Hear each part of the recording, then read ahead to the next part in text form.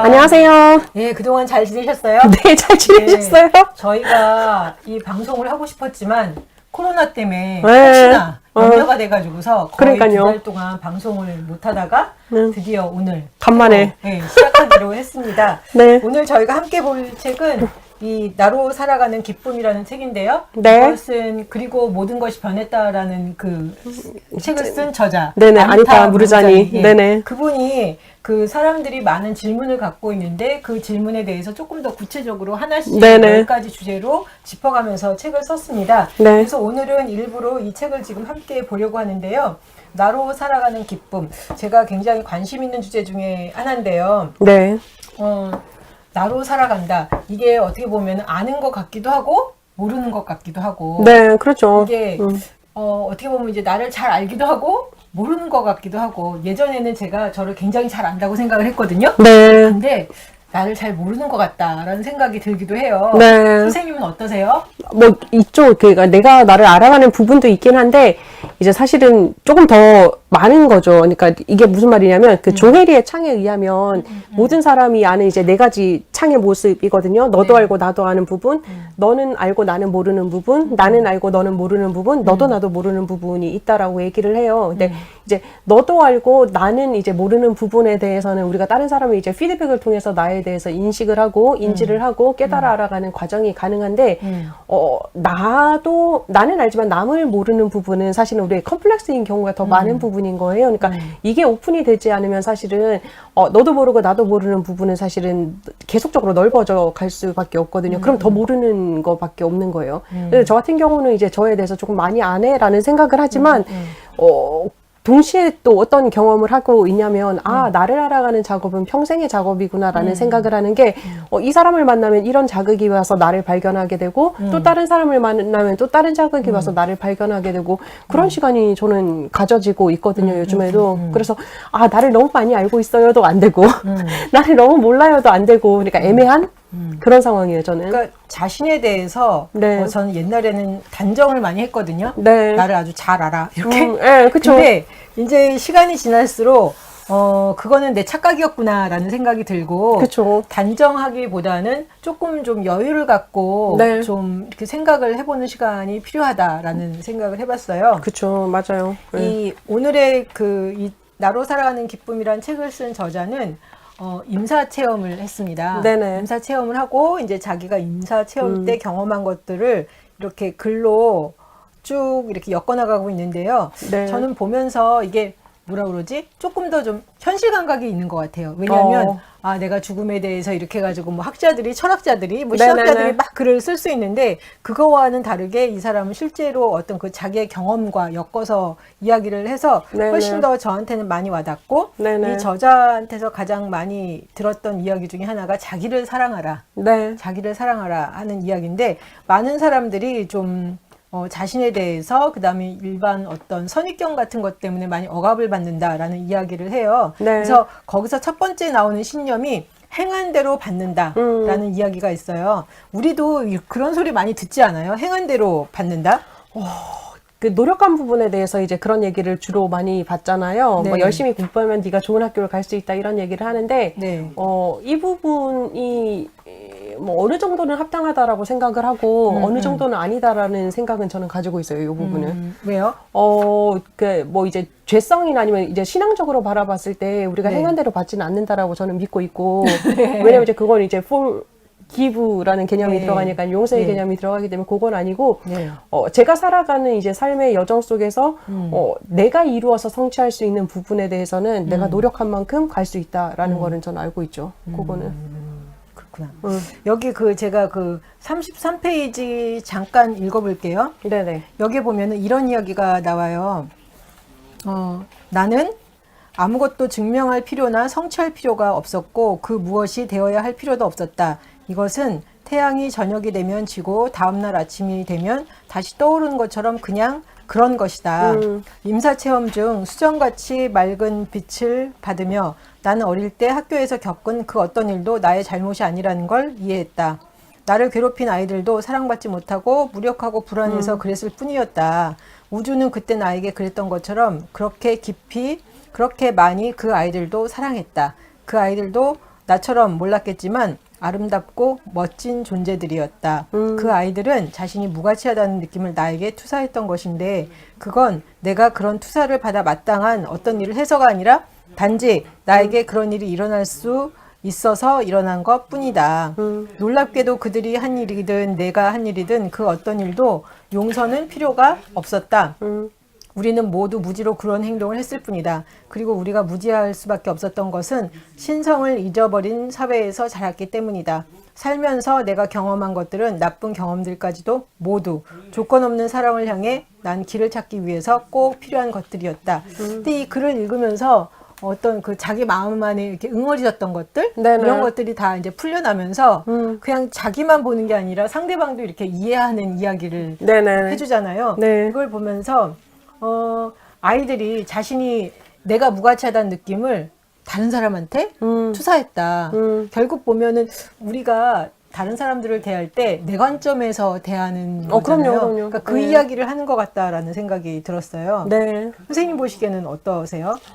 행한 대로 받는다라는 거 개념 자체에 대해서 이제 그 거짓이다라고 계속 얘기를 하고 네. 있잖아요. 예. 행한 대로 물론 이제 이런 경우는 맞는 부분인 거예요. 근데 이제 사실 케이스 바이 케이스 부분인 그렇죠. 거잖아요. 그러니까 요때는 이제 이분이 어렸을 때 그러니까 홍콩에서 학교를 다니면서 유색인종이라서 받았던 그런 차별들, 그런 대우들 뭐 그런 거에 대해서 이제 가만히 생각을 해봤더니 그리고 이제 임사체험 후에 경험을 해봤더니 이것은 내 잘못이 아니었구나. 그런데 원래 이제 이분이 생각했을 때는 책에 보면 그런 내용 있잖아요. 자기 얼굴을 좀 가리고 싶어서 머리를 이렇게 막 앞으로 얼굴 다 가리고 다녔었다고. 그렇죠. 그러면 네. 이제 자기가 따돌림을 덜 당할까 그런 두려움이었다라고 얘기를 하잖아요.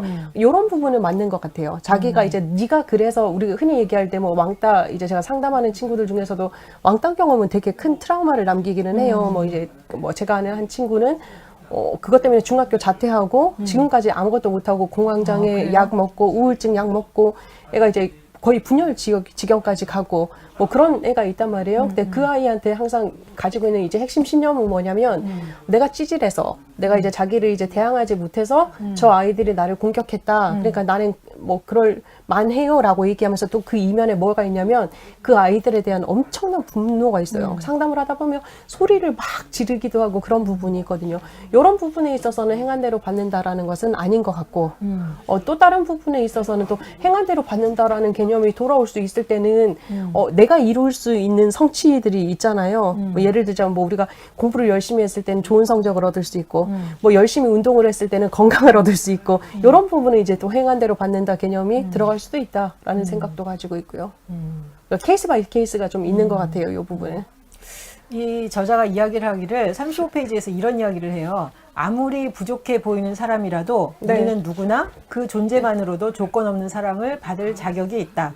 그렇죠. 사랑은 구할 필요가 없다. 사랑은 우리가 타고난 권한이다. 근데 저는 이거 보면서 내 자신이 사랑이다라는 이야기를 많이 듣는데 네. 책들이 그런 이야기를 많이 하는데 저도 보면은 사랑을 많이 추구했던 것 같아. 그쵸. 밖에 있는지 알잖아요. 막 열심히 사랑을 추구하면서 살았는데 네. 교회에서도 사랑하라, 서로 사랑해라 이 이야기 많이 듣잖아요. 네. 그게 결국 보면 사랑을 추구하는 거잖아요. 그쵸. 네. 근데 사랑이 안 보이더라고. 안 보이는데 너 자체가 사랑이다. 네. 너 안에 사랑이 있다. 그리고 우리 안에 어떤 그 사랑의 에너지가 있고 우리가 누군가를 사랑할 때 보면 마음이 확 열리면서 그 사랑 에너지가 이렇게 분출이 된다는데 그 얘기를 딱 들으니까 내가 사랑이라고? 그게 계속 고개가 갸우뚱해지는 거예요. 네. 선생님은 어떠세요? 저는 이제 그 약간 이제 좀 다른 그러니까 뭐 비슷한 관점이기는 한데 네. 기본적으로는 우리가 차고 넘쳐야지 뭐든지 할 수 있다라고 저는 생각을 해요. 그러니까 이분하고 같은 개념이긴 한 거죠. 같은 개념이라서 그게 어긋나진 않는다라고 생각을 해요. 내가 귀하다, 그다음 내가 이제 소중하다, 내가 가치가 있다, 그리고 나에게는 뭐든지 가능한 가능성이 있다. 근데 이 가능성이 우리가 흔히 말하는 뭐 성공 그런 개념이 아니라 우리가 어쨌든 이 세상에 보내진 목적이 있잖아요. 거기에 대해서는 어쨌든 우리가 그 목적대로 살아가는 가능성이 있다라고 바라본다면 그거를 통해서 자꾸 옆에 사람한테 줄 수 있는데 한 내가 가지 사랑이다. 이것도 동의가 되세요? 사랑이죠. 그렇지 않으면 사랑할 수가 없잖아요, 사실.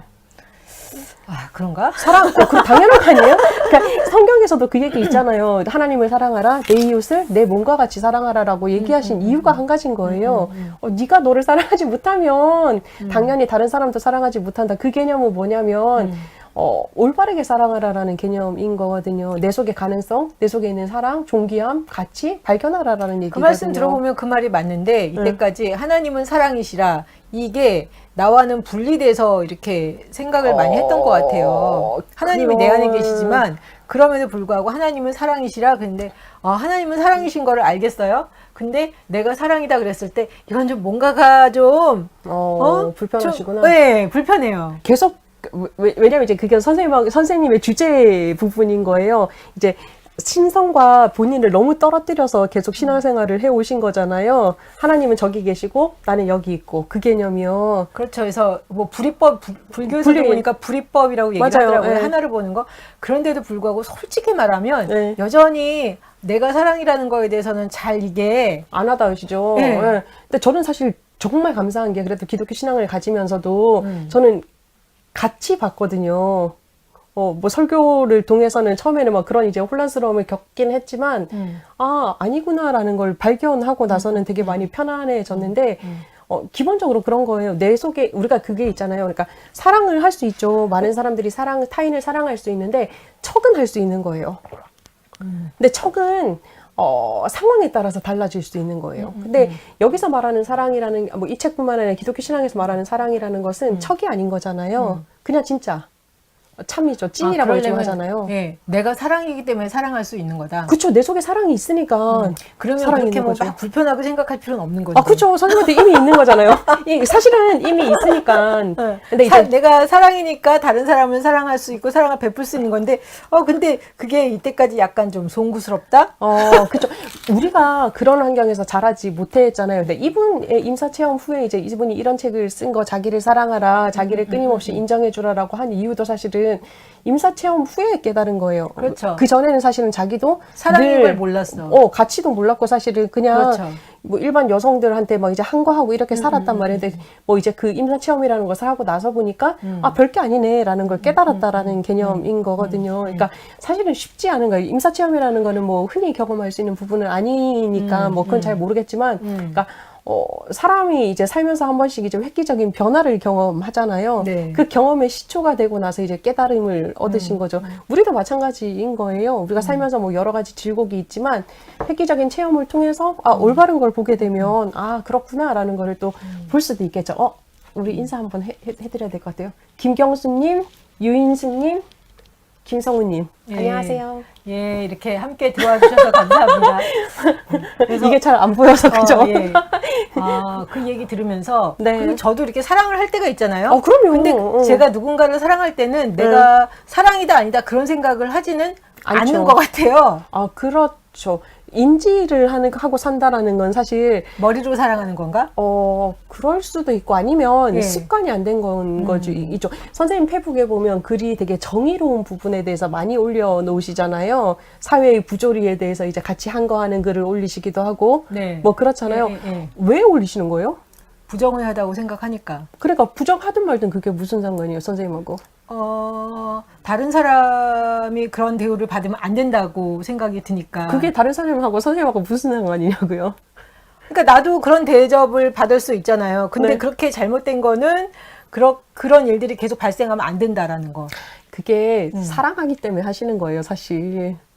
선생님 맞네요. 나름의 사랑의 표현인 거죠. 선생님이 맞네요. 그러니까 내가 이걸 왜 질문했냐면 뭐 따져 부르려는 게 아니라 선생님이 이제 선생님이 사랑한다라는 표현 방식을 우리가 흔히 생각하는 것처럼 저는 이제 좀 부드러운 인간이다 보니까 사랑해 막 이런 거 애기들한테도 잘하고 교인들한테도 잘하는데 이런 방식만이라고 생각을 하시는 거예요. 근데 사실 맞아요, 선생님의 사랑 맞아요. 방식은 그게 아닌 거죠. 네. 나는 내 목소리를 내서 힘든 사람들, 약자들에 대해서 난 대변하고 살겠다. 뭐 이게 반영이 되든 말든 상관없이 나는 내 목소리를 내겠다. 본인하고 상관없는데도. 그게 사랑이죠, 사실.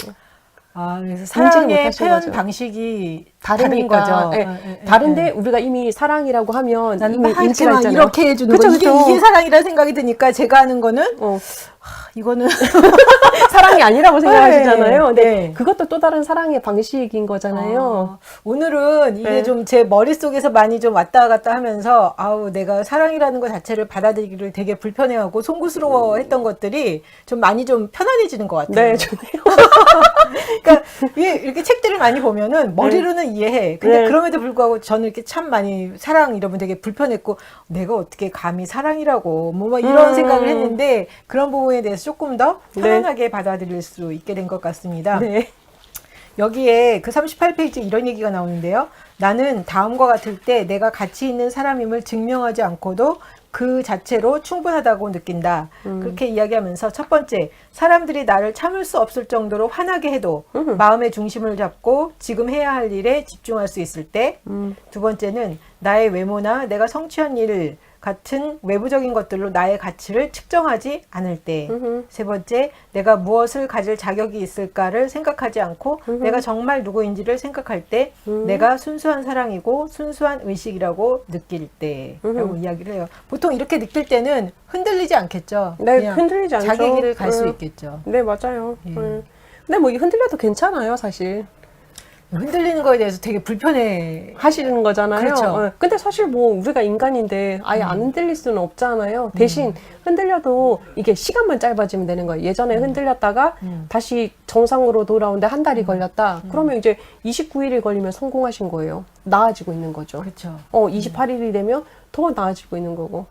그 말씀이 맞는데 저는 아마 이렇게 완전을 추구하니까 제대로 한 번에 똑바로 정확하게 안 하면은 이거는 안 되는 거다라는 생각이 저한테 이렇게 스트레스로 와서 그죠. 이렇게 뭐죠 이렇게 전진하면서 이렇게 나아지는 거 점진적으로 네네네. 그거에 대해서 별로 이렇게 독려를 잘 못했던 것 같다라는 네네, 생각이 맞아요. 듭니다. 네. 예. 이 좋습니다.